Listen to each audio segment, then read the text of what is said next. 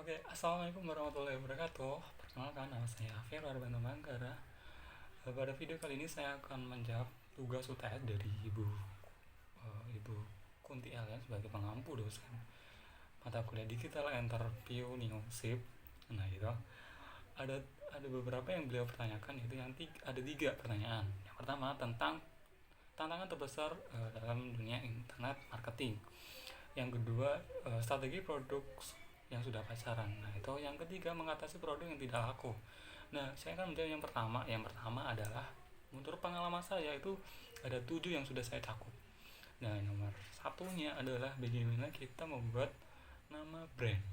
Nah, di dalam dunia internet marketing ini nama brand itu sangat-sangat berpengaruh. Karena kenapa?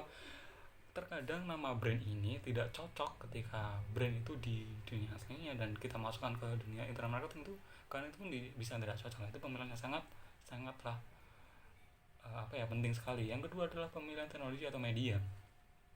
Di dunia internet marketing ini pemilihan media haruslah cocok dengan apa produk yang kita mau pasarkan. Nah, kita harus memilih dengan tepat. Kalau pemasarannya lebih ke arah barang, nah kita bisa memakai dengan media. Kalau media sosial kan kita pakai itu ya, Instagram juga bisa. Dunia fashion tuh malah cocok dipakai Instagram. Kalau pakai website kan pasti barang-barang yang besar atau seperti apa, seperti itu. Yang ketiga, menciptakan traffic dan leads dalam pemasaran. Dan yang keempat, mengelola dan data dan informasi. Informasi itu ada banyak sekali tentang pemasukan dan pengeluaran, bagaimana membuat informasi untuk akan menjadi konten yang baik. Nah, itu untuk pengelolaan ini ya gitu. Mencari dan menentukan konten yang tepat dan menarik. Nah, gitu. Pada informasi ini kita tuh harus mencari bagaimana konten ini akan tepat pada target yang kita tuju. Bagaimana target yang kita tuju itu kalau tidak tepat, itu akan membuat audiens akan bingung, target pun akan bingung, dan juga menarik. Nah, itu yang penting adalah menarik. Nah, itu juga penting. Nomor 6, merekrut tim dengan kemampuan yang tepat. Nah, ini dalam sebuah perusahaan internet marketing pun juga memerlukan tim, yang dimana yang pertama mencari informasi di mana yang akan membuat sebuah konten yang akan menarik. Itu informasi yang paling penting. Bagaimana beritanya terdengar yang saat ini, itu sangat penting. Yang kedua, editor. Setelah editor itu ada admin atau yang mengupload misalnya. Nah, itu mengekspos di mana-mana. Nah, itu atau admin.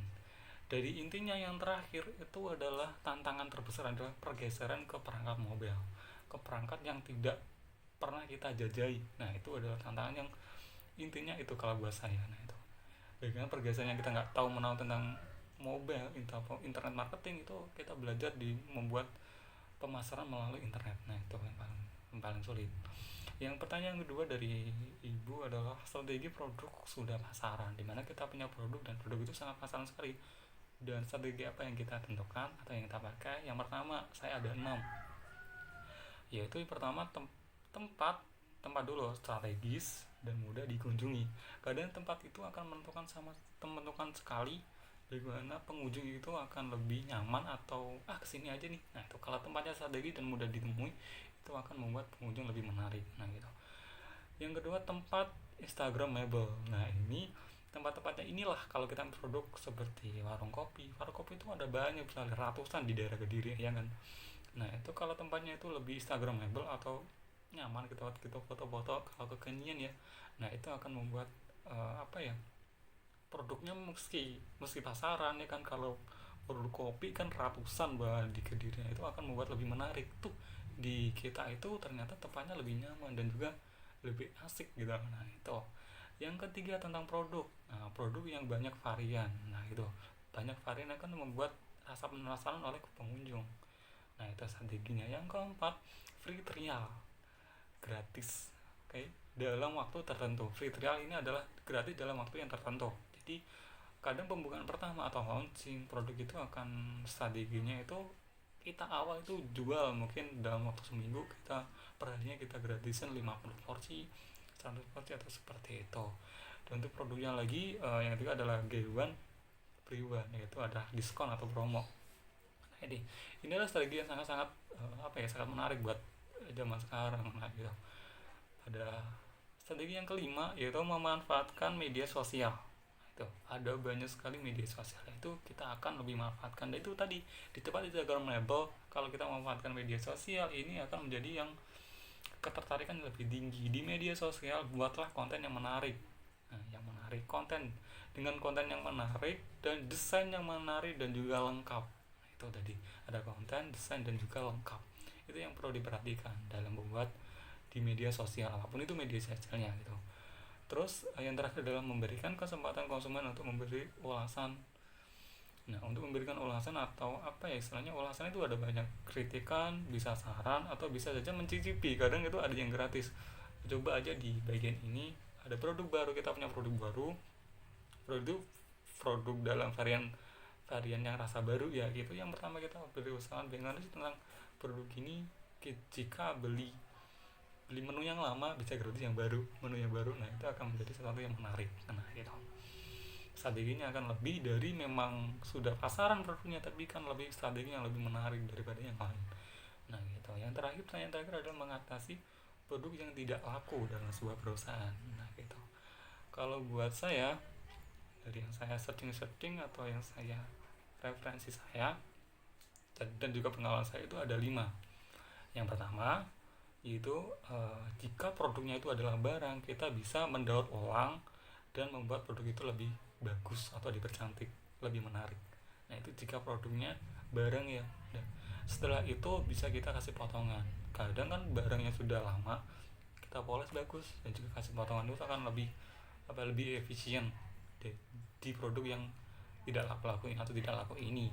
Dan produknya jika tidak barang atau makanan misalnya, nah seperti itu, dan kita bisa kasih diskon atau promo.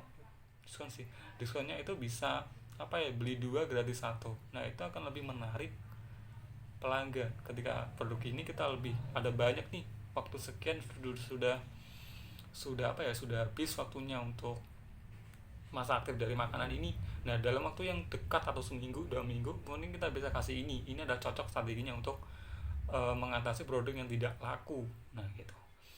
Dan untuk barang ada 2 tadi ya, 2 barang dan juga makanan. Nah, gitu. Yang keempat, mengubah tampilan tempat lebih nyaman dan menarik. Itu jika produk kita adalah fashion, kalau kita punya toko fashionnya, itu buatlah toko itu menjadi lebih menarik atau nyaman buat pelanggan. Yang sekarang itu lebih ke arah lebih modern, minimalis, atau yang lebih ke Korea gitu, atau yang lebih nyaman aja buat pengunjung. Itu akan membuat ketika pengunjung datang itu menemukan suatu varian yang baru di tokonya. Dan untuk barangnya, itu akan lebih untuk barangnya tadi ada itu tadi didaur ulang, lebih cantik, dan juga gratis 1 atau gratis itu ada promo. Dan yang terakhir adalah mengubah strategi pemasaran. Jika barangnya tidak laku, ini pasti ada problem di bagian pemasarannya. Kita harus ubah. Di mana yang belum digital bisa kita lebih ke digital, atau digitalnya gitu-gitu aja kita bikin lebih di-upin lagi. Di mana contoh kita bikin konten di suatu web atau Instagram, media sosial apapun itu, web pada dasarnya di produk saya ini dilebihkan lebih menarik, dikasih desain yang lebih menarik, konten yang lebih menarik, dan apalagi dikasih itu akan lebih semua orang bahwasanya itu tahu produk kita itu ada gratis loh ini di produk ini. Nah, produk itu akan membuat mengenal semua orang dan akan lebih menarik, dan mungkin yang tidak laku ini akan menjadi laku. Nah, itu. Yang terakhir adalah bila memang tidak laku strateginya semua tidak bisa, yaudah kita ikhlas, mending kita sodakoin ke orang yang lebih membutuhkan. Itu yang menurut saya. Nah, gitu. Cukup sekian dari video saya, semoga menjawab semua pertanyaan dari Ibu Kunti Alian khususnya. Nah, gitu. Terima kasih dari saya, jika ada salah saya mohon maaf, dan tutup salam dari saya. Wassalamualaikum warahmatullahi wabarakatuh.